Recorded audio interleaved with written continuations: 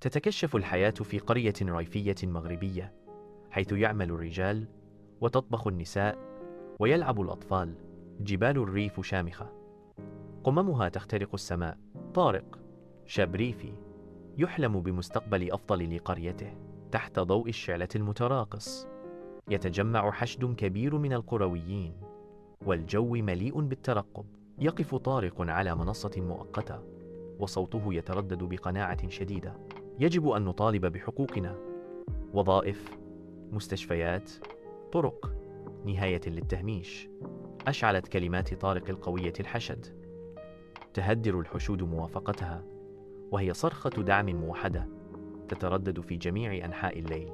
يقف القرويون الأكبر سنا بتوتر وقلق، وتعكس أعينهم ذكريات القمع في الماضي.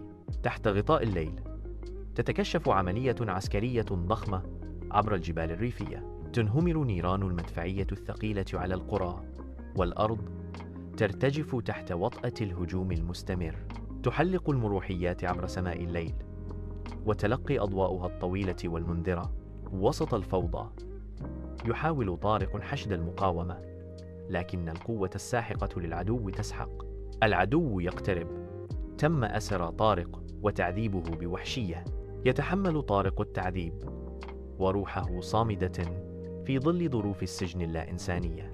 إنه يقف صامدا، منارة للتحدي. يحث رفاقه المعتقلين على المثابرة في مواجهة اليأس. تغمر رؤى عائلته وأحلامه ذهن طارق، مما يعزز عزيمته. بعد سنوات من سجنه يعود طارق إلى قريته، وهي منظر طبيعي محفول بذكريات الحزن والغضب.